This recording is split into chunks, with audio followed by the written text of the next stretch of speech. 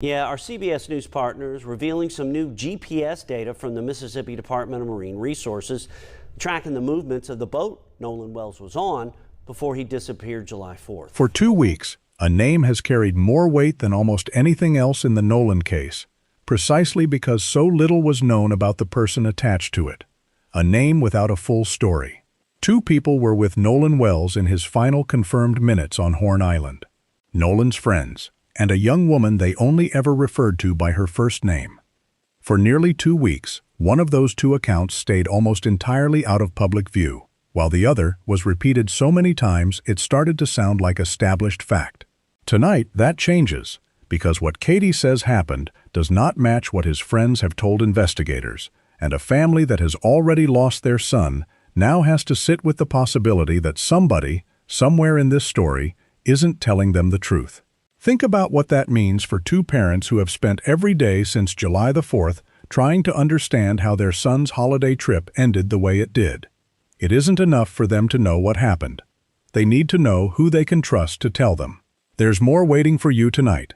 Tracked GPS coordinates showing exactly where a boat went, hour by hour, on the day Nolan disappeared. A record that doesn't care about anyone's feelings or loyalties, only about what actually occurred. A grand jury, now officially in motion, carrying this case somewhere it has never been before, and a set of small, strange details his own parents still can't make sense of. Details that have nothing to do with online rumors or viral posts, and everything to do with what actually happened on a barrier island off the coast of Mississippi. Before we start, a quick note.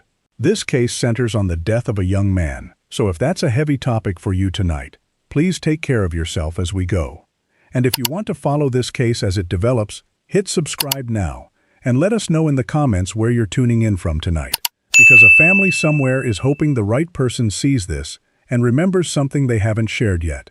Let's start with the name that took 2 weeks to surface, and the fear that came attached to it. Nolan had a conversation with a young woman on the beach. His friends would later refer to her only as Katie.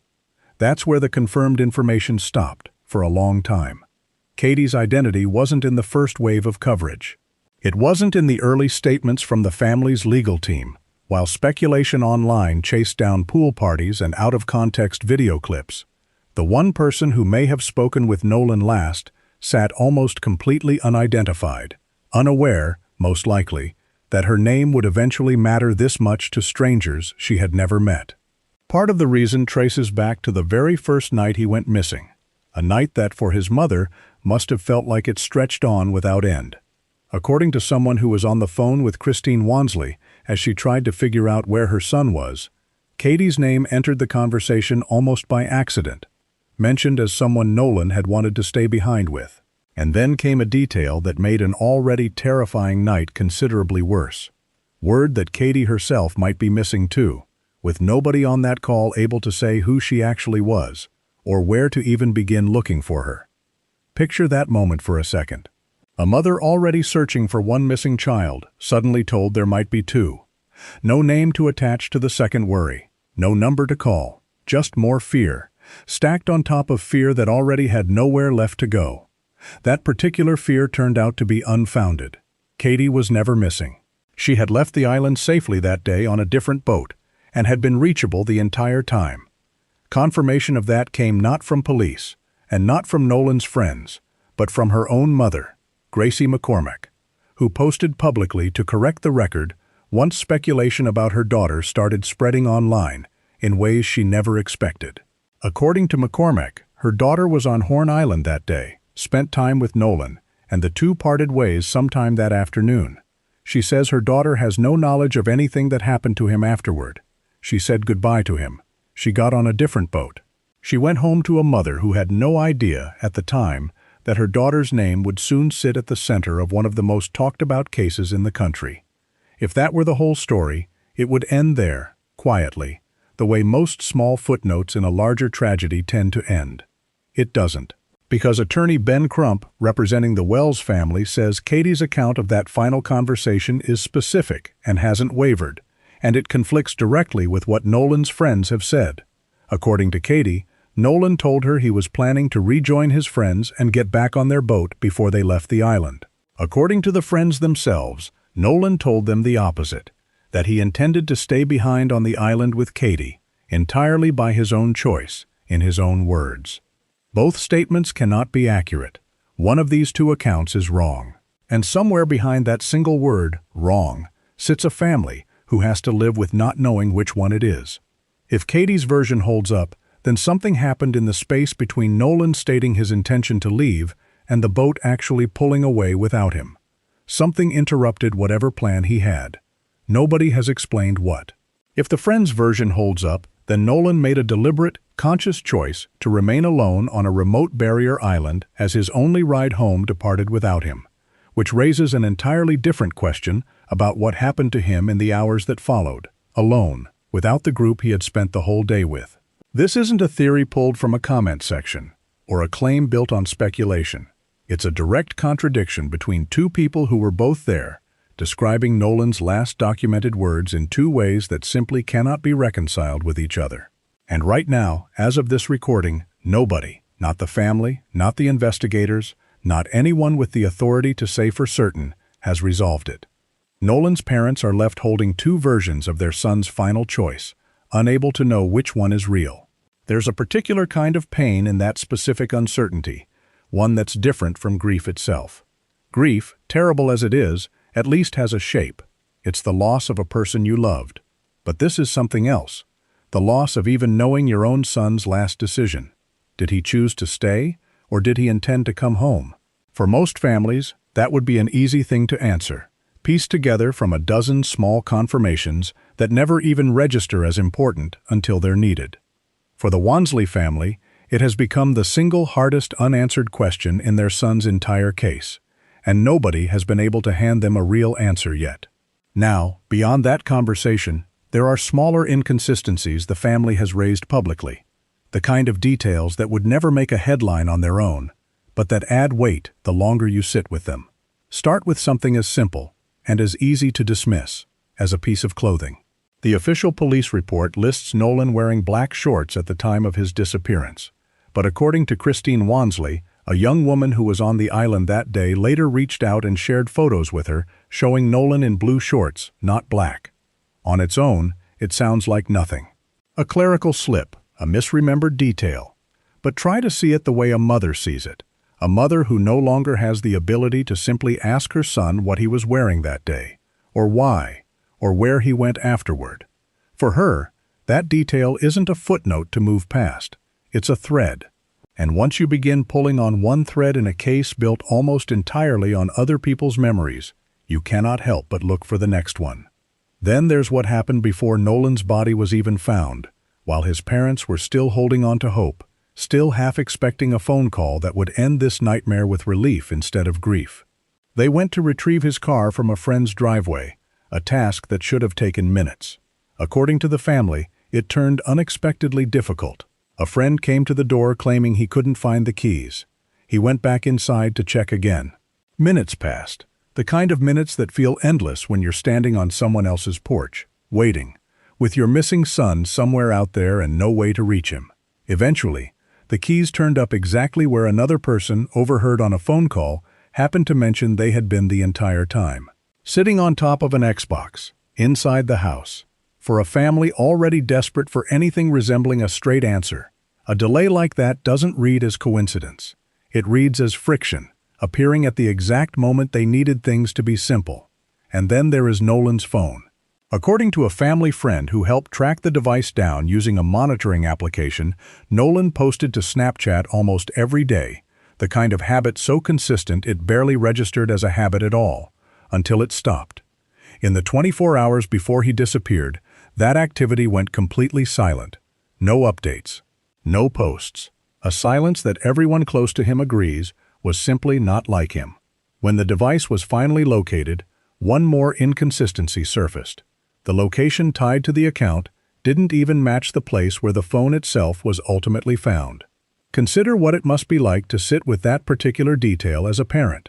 Nolan's digital life had been, by every account, an open book. The kind of constant, casual documentation so common among people his age that nobody thinks twice about it. And then, for exactly the window of time that matters most, it goes quiet.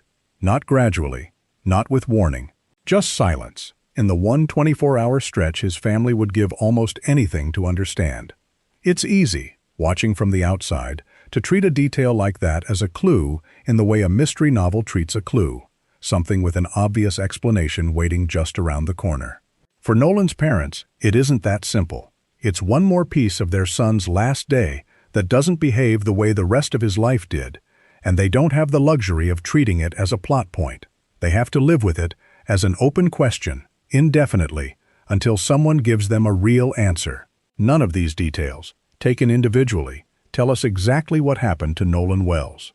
But together, according to the people who loved him most, they're the reason this family says they cannot simply accept the official account as complete, and why they continue, night after night, to ask questions nobody has fully answered yet. While all of this has been unfolding in the background, the contradictions, the small unexplained details, the quiet work of investigators trying to reconstruct a single afternoon, Nolan's family has also had to do something no parent should ever have to plan for: say goodbye.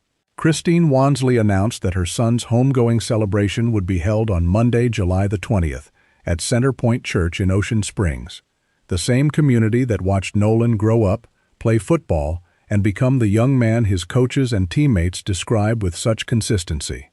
A place that once celebrated his signing day now has to prepare to lay him to rest. And it's worth remembering, underneath every headline and every piece of tracked data, that this is still, fundamentally, a family grieving a son in front of an audience of millions they never asked for. That's part of why accuracy matters so much here. Every detail in this case is being absorbed not just by strangers online, but by two parents who will carry whatever gets said about their son for the rest of their lives. They don't get to walk away from this story once it stops trending. They live inside it, permanently now, and the only thing anyone watching can really offer them is care in how their son's story gets told. If you want to keep up with every confirmed development in this case as it happens, subscribe now, because what we're covering next isn't based on anyone's memory, or anyone's account, or anyone's version of events at all. It's based entirely on tracked data, the one part of this story that cannot be shaped by grief, or loyalty, or fear. Here is what the GPS record shows. At 9:56 in the morning on July the 4th, the boat carrying Nolan and his friends left its dock, beginning a day that no one on board could have known would end the way it did. By 11:14 it had reached Horn Island. For several hours afterward the group stayed together, celebrating the holiday the way so many others were doing that same afternoon along that same stretch of coast.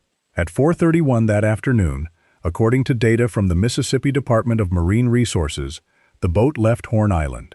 Nolan was not on board.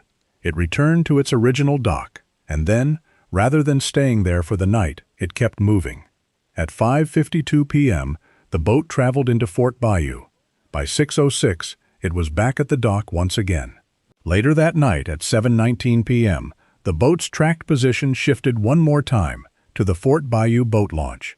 From there, according to the Marine Resources report, it was taken out of the water entirely and moved over land, presumably towed by a vehicle, to a residence in Biloxi, owned by the boat's owners. Sit with that sequence. 4 separate movements, recorded automatically after the moment Nolan was left behind. Not one simple boat trip home, but a series of stops across several hours, ending on land more than 70 miles from where the day began.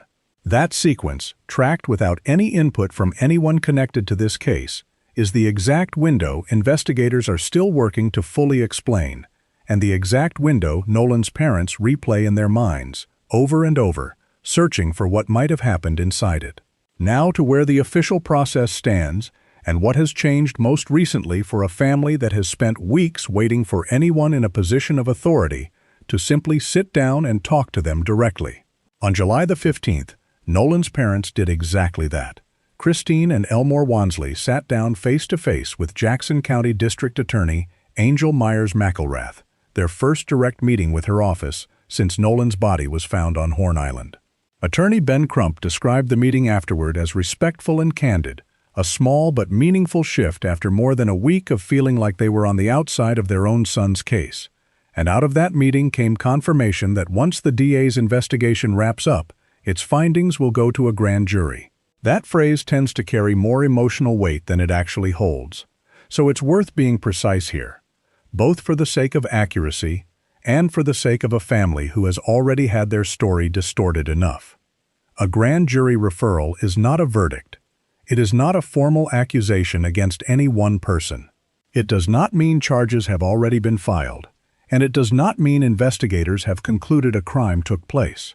What it means, specifically, is that the case has reached a procedural point where its findings will be formally reviewed to determine whether charges are warranted at all.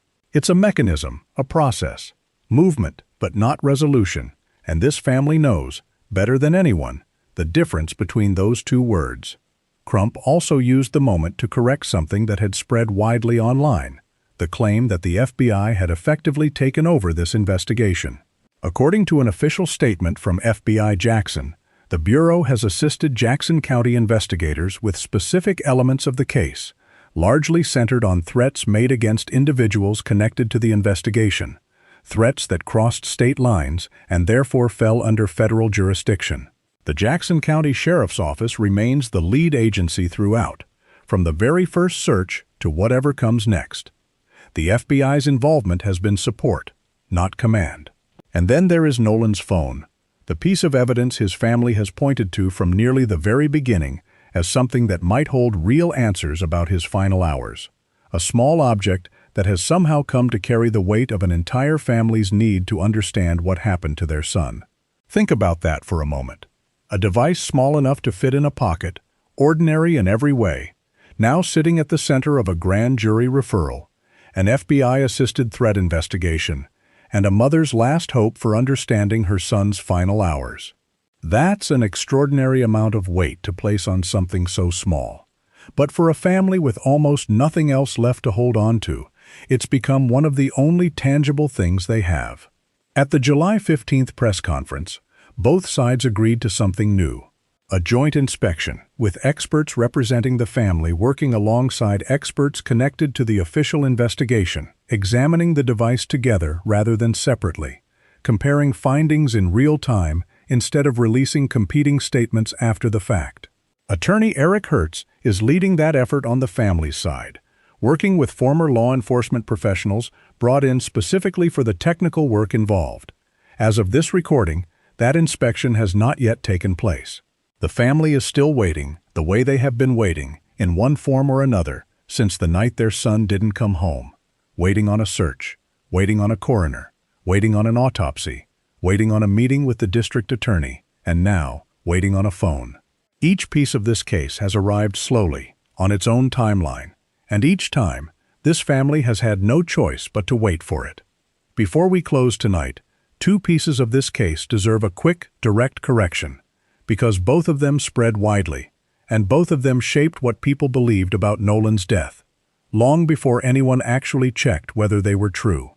The first involved a photograph. An image of Nolan at a pool party began circulating online after his body was found, and for a short, disorienting period of time, a significant number of people genuinely believed it proved he had been alive after July the 4th. Somewhere out there, strangers were sharing a photo and quietly hoping it meant Nolan Wells wasn't really gone. Hope that a grieving family had to watch spread, knowing it wasn't true, and having to say so publicly, again and again. It wasn't true. Rolling Stone confirmed, through image metadata and an account from his friend Trayston Shepard, that the photo had actually been taken on June the 27th, a full week before Nolan ever went to Horn Island. It had simply been uploaded online on July the 5th, which is what caused the confusion about its timing in the first place. The second involved a video. Many believed it captured Nolan in an argument shortly before he vanished, treating the recording online as though it were the missing piece of the entire case. Shepard addressed that one directly as well. The voice on the recording, he confirmed, was his own, not Nolan's. Both pieces of misinformation have since been corrected, publicly and clearly. What's left, once you strip them both away, is what was always underneath them from the very beginning. The timeline, the unresolved contradiction between two first-hand accounts, and a family still waiting, patiently and publicly, for someone to give them real answers instead of theories. This case is still open, It remains, in every sense, unfinished. The grand jury hasn't concluded anything yet. The phone inspection, agreed to weeks ago, still hasn't happened. And the contradiction between Katie's account and the account given by Nolan's friends still hasn't been resolved by anyone with the actual authority to resolve it. What we've laid out tonight isn't speculation, and it isn't the version of this story that spread fastest online. It's what has actually been confirmed, by name, by record, by verified reporting, as of today. And it is, in many ways, the very least a grieving family deserves. Not another theory, not another rumor, just the truth, as far as it's currently known, told with the care this story has always required. Somewhere in Ocean Springs tonight, a mother is planning a service for a son she still doesn't fully understand losing. A father is still replaying a driveway, a set of missing keys, a phone call he overheard. And a young woman named Katie, who never asked to become part of a national story, is living with the knowledge that her final conversation with Nolan Wells has become one of the most scrutinized exchanges in the country, even though, by every account, she has done nothing but tell investigators what she remembers. That's the part of this story that's easy to lose underneath the grand jury language and the GPS timestamps and the legal terminology. Underneath all of it, there is still just a family in a small Mississippi community trying to understand how a holiday boat trip with friends ended with their son gone. Nothing about a grand jury referral changes that. Nothing about a joint phone inspection changes that. Those are steps, important ones, but they are steps toward an answer this family hasn't received yet. If this laid the case out more clearly than what you've seen elsewhere, send it to someone who's been following the story, and tell us in the comments which unanswered question you think matters most right now. The conversation on the beach, the GPS timeline, or one of the smaller details this family still can't explain. We'll be back with the next confirmed update, the moment there is one, because somewhere in Mississippi, a family is still waiting for the truth about that night, and they deserve to have it told right, without speculation, without shortcuts, and without anything added that isn't actually known.